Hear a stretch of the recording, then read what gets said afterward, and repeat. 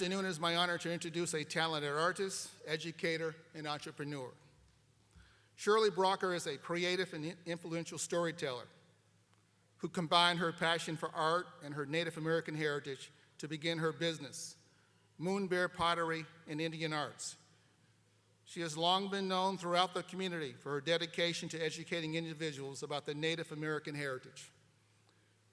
She is a member of the Little River Band of Ottawa Indians and has spent more than 12 years teaching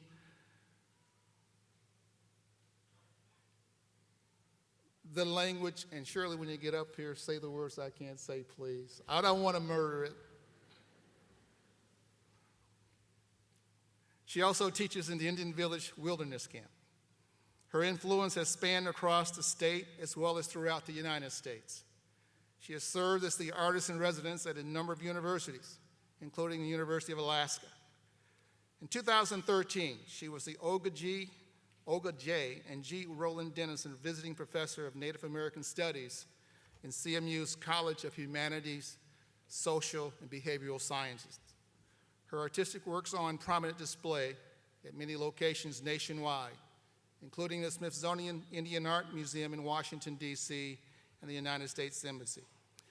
She is an accomplished author of 4 books and has been recognized for her artistic and cultural contributions through awards, including the Zebra Wing Cultural Center's Lifetime Achievement Award and Giving Back Award. She has earned her undergraduate and graduate degrees right here at Central Michigan University, where she was recently chosen as one of the top 100 students to attend CMU over the past 100 years. Please join me in welcoming home Ms. Shirley Brocker.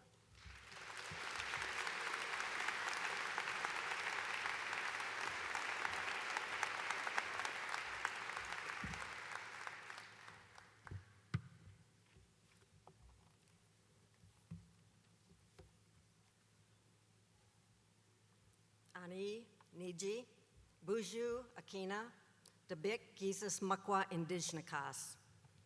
I just welcomed you in my native Anishinaabe-Moan language. Hello, friends. Greetings all. The native name that I am known by is Moon Bear, or better translated as Bear of the Nighttime Sun. I am a member of the Little River Band of Ottawa Indians here in Michigan, a sister tribe to the Saginaw Chippewa people whose historical and ancestral land we stand on today. I feel honored and humbled that my art career, my reputation, and my personal spirit have been noticed and selected to speak to you.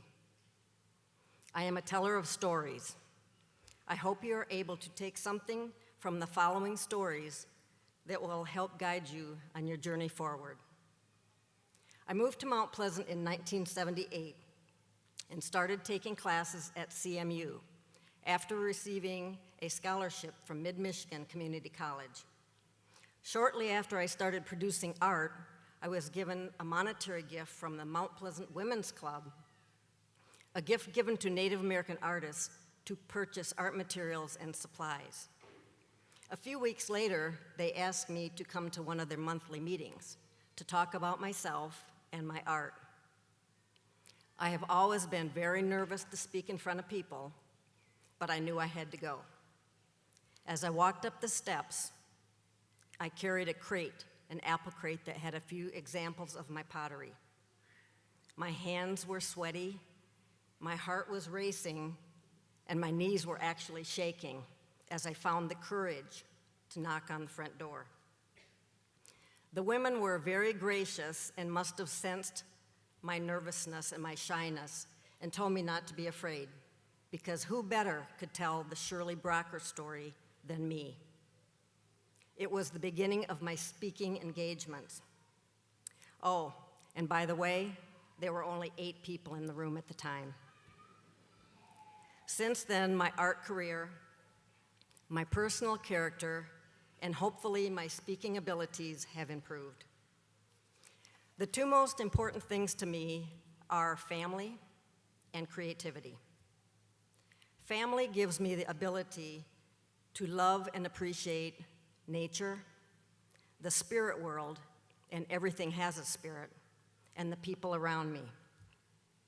My parents gave me a solid foundation and the ability and knowledge of how to live a good, productive, simple, and grateful existence, much of the time living off the land. My son Austin gives me hope for the future and grandchildren.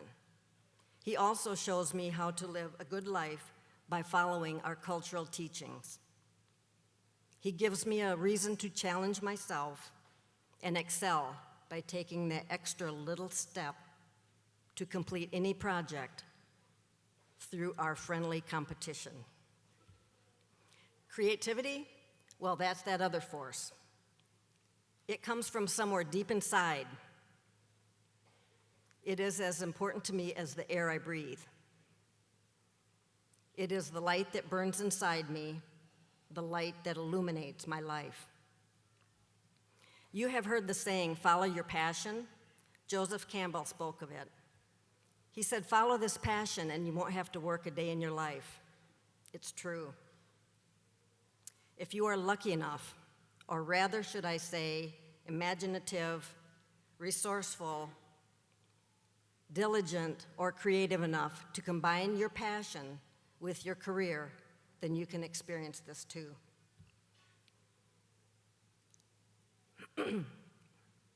Plan your path, visualize your options. I've been doing art all of my life, for over 60 years. My earliest recollection was at age 4 or 5. And the reason I know this is because I was still too young to attend school. I was waiting for my sister to get off the school bus at the end of our driveway in our home in Indiana. It had rained the night before, and while I waited for her, well, there was a mud puddle there and it had clay in it. And while I waited for her, I created an entire village. A log cabin, complete with clay chinking, stick people, horses, and of course, pottery. I loved it. I went back the next day, but it had dried up. I was very puzzled and disappointed. Even at that early age, I understood creativity, but I did not understand science.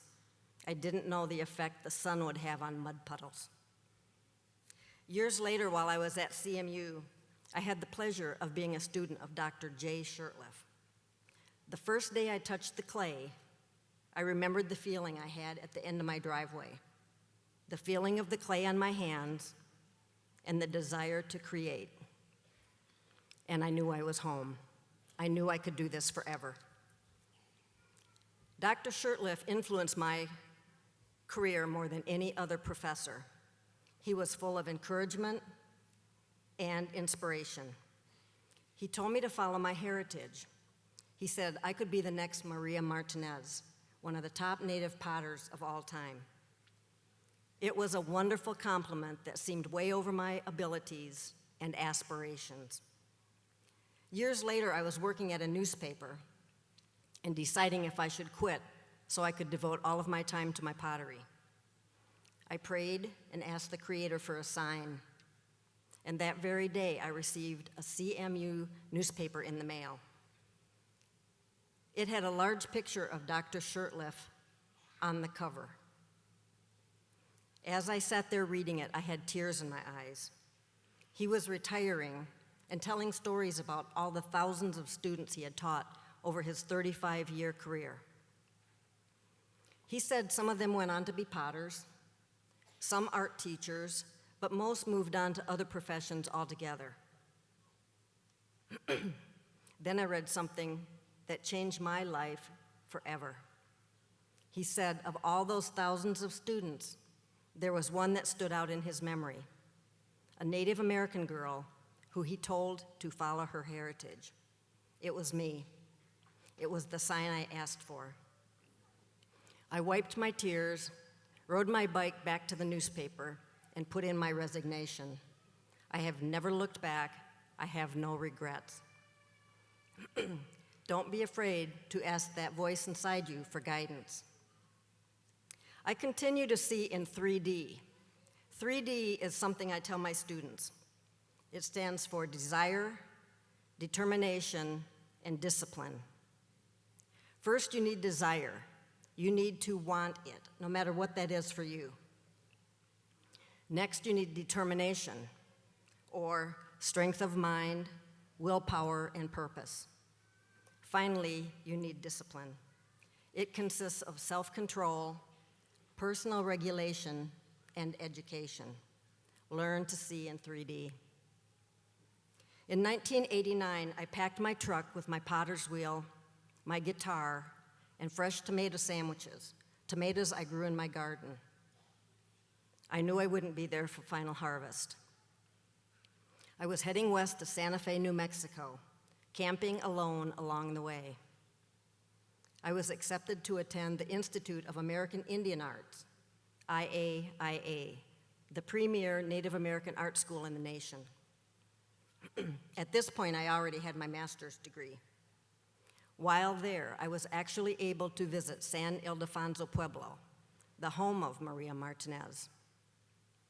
Dr. Shirtlift's words resonated as I stood there on the hot plaza ground, thankful for his guidance and his faith in me.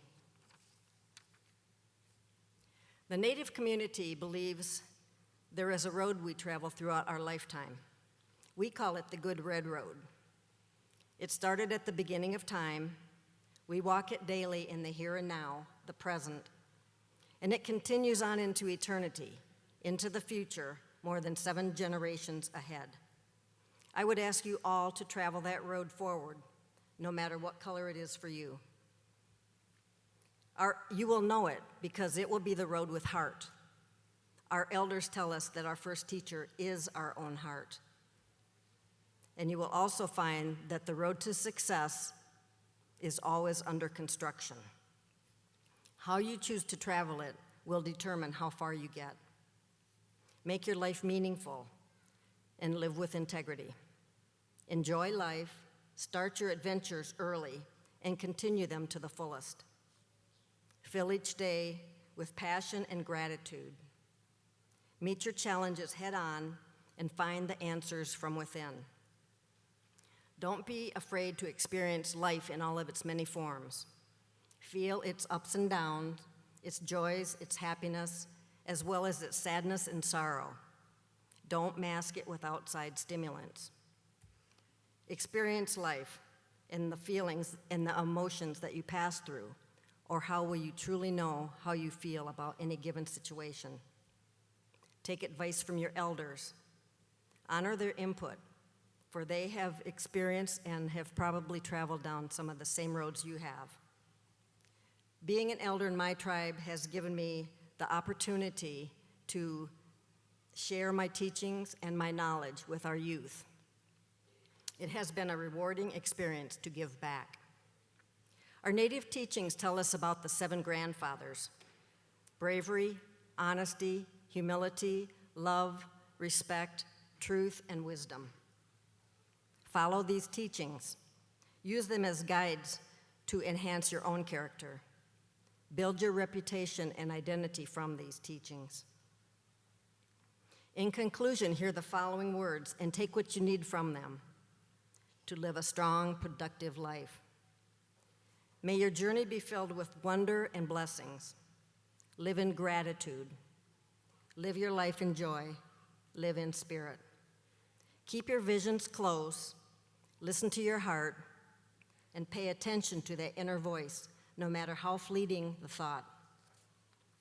When I was a little girl, I told myself, someday I was going to be a teacher, travel to Alaska, be in a movie, write books, have my work in the Smithsonian, and do artwork for Disneyland. I have completed all of these.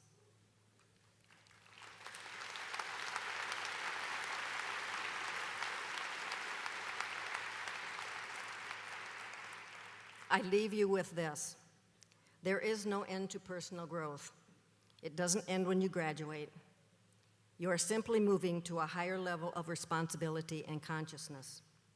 Be aware of your surroundings. Gandhi said, "Be the change you want to see in the world." Honor the old, embrace the future, live your dreams. Follow your heart and visualize your success. I have always felt that if one person takes away one thought or idea from one of my classes, lectures, or stories, something that he can carry next to his heart, then I have done my job. Remember, the measure of our life is not what we have, but what we leave behind. Find what you love and do it. Miigwech, thank you.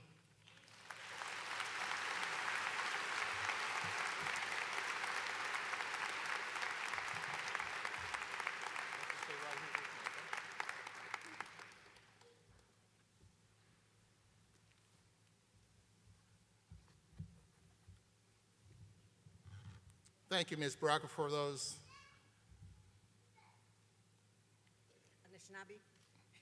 Anishinaabe. Thank you. Actually, my text says to thank her for her time and wisdom. I want to thank her for her inspiration. Thank you very much.